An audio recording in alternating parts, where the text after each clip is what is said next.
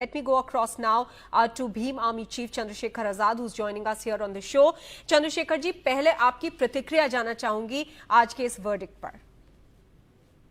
जी धन्यवाद आपका बहुत बहुत।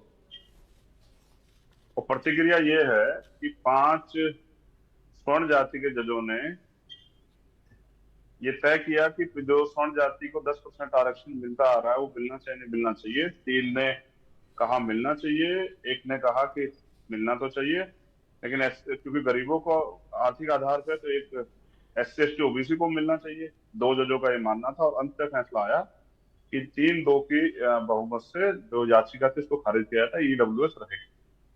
तो मैं ये समझता हूं कि जिस न्यायिक व्यवस्था में SC ST OBC के लोग नहीं है उनको वहां से न्याय मिलने की उम्मीद 0 है, और आज ऐसा ही माननीय सुप्रीम कोर्ट में हुआ। लेकिन चंद्रशेखर आजाद जी, एक बात बताइए कि इसमें आपका ऑब्जेक्शन एग्जैक्टली है क्या? क्योंकि अगर वर्डिक्ट देखा जाए तो जो ये 10% कोटा की बात कर रहे हैं EWS कैटेगरी के लिए, वो जो 50% कोटा है उसको इफेक्ट नहीं करेगा।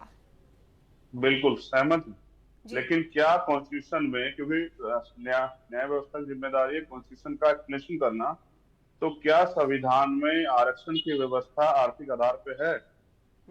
इसका जवाब भी सुप्रीम कोर्ट को देना पड़ेगा। फिर दूसरी बात, जो जस्टिस ललित साहब ने कहा, जस्टिस भट्ट ने कहा कि बिना, अगर हम गरीबों की बात करें तो बिना SC ST OBC को इसमें रखे तो ये तो इससे तो जातिवाद होगा, ये तो संविधान की मूल भावना के खिलाफ है, उसको भी तो हमें जनता के सामने लाना चाहिए।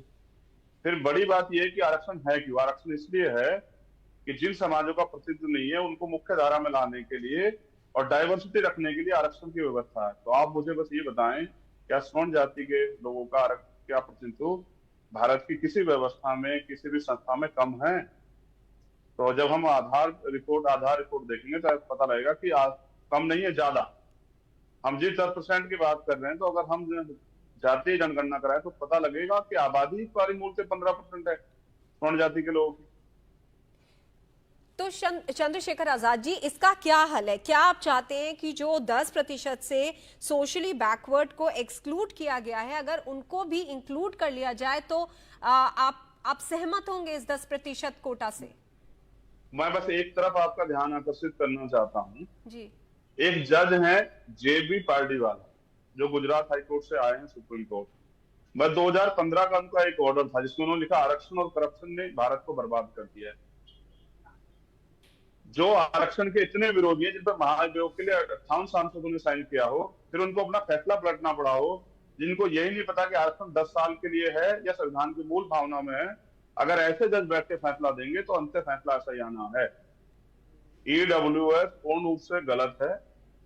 EWS का जो आधार है वो संविधान में है ही नहीं।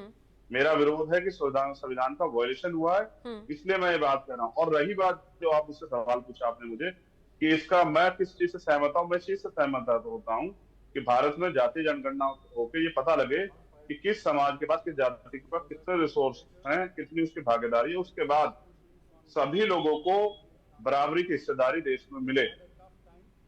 ये कहने से एक जज उनमें से उनका बयान यह है 75 साल से आरक्षण कब तक चलेगा?